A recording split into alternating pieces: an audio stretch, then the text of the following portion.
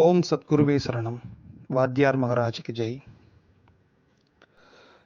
நம்ம குருவர்களால் கால ரகசிய பதிவேட்டில் பார்க்கக்கூடிய ஒரு விஷயம் என்ன அப்படி பார்த்துட்டிங்கன்னா,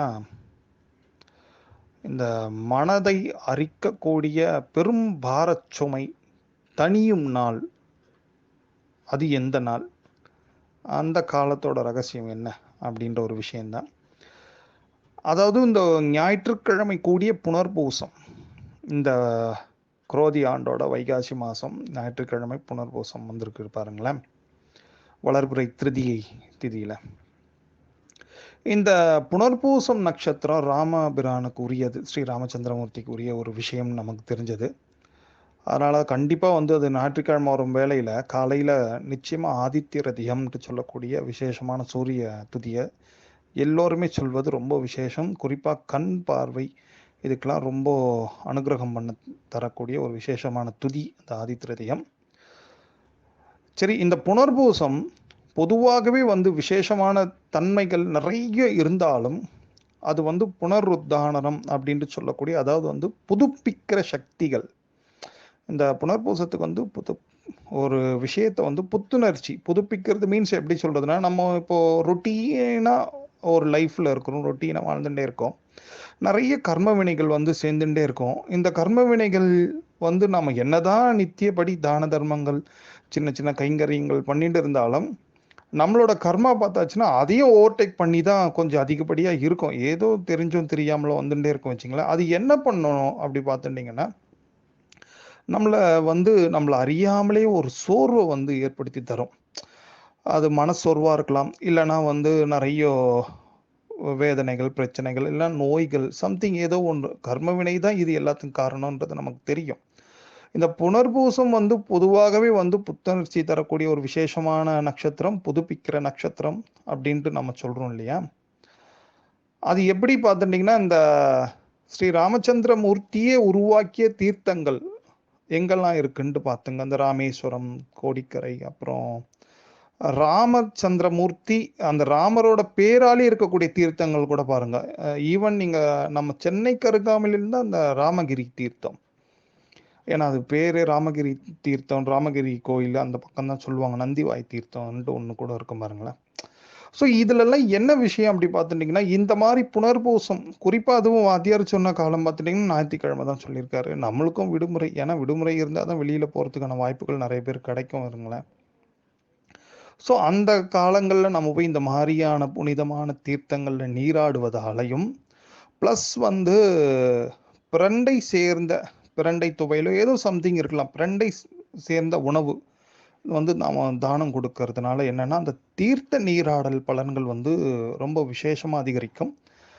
அதனால் நமக்கு ரொம்ப காலமாக மனதை அரிச்சுட்டே இருக்கக்கூடிய ஏதேனும் ஒரு பாரம், மனசுமை, மோஸ்ட்லி பார்த்துட்டிங்கன்னா யாருக்கும் மனச்சுமை இல்லை அப்படின்ற மாதிரி தான் இன்னைக்கு ஒரு கொஸ்டின் இருக்கும் பொதுவாகவே இந்த உலகியல் நடமாட்டம் வாழ்வியல்ல. அப்போ இந்த மனச்சுமை தணிவதற்கும் இந்த மனபாரம், பெரும் பாரம் தீர்வதற்கு, நாளைக்கு போய் குளிச்சாச்சுன்னா உடனே தீரோன்ட்டு எதிர்பார்க்க கூடாது.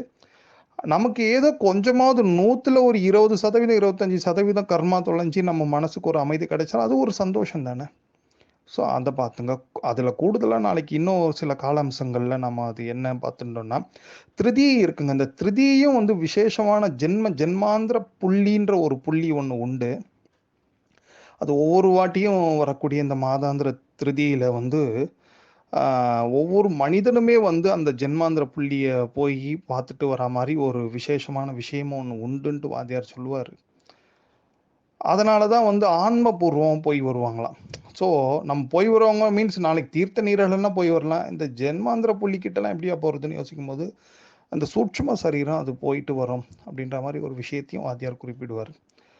அதனால தான் பார்த்துட்டிங்கன்னா இந்த ரங்கம், ரம்பா, திலோத்தம், அதாவது ரங்கம், திலோத்தம், ஊர்வம் அப்படின்ட்டு சொல்கிறோம் இல்லையா. இந்த 3 மாதாக்கள் ஒவ்வொரு திருதியை திதியிலேருந்து தான் வராங்களாம். அதனால தான் இந்த திலோத்தமை, ஊர்வசி, ரம்பை அப்படின்ட்டு சொல்கிறாங்க அவங்கள தான்.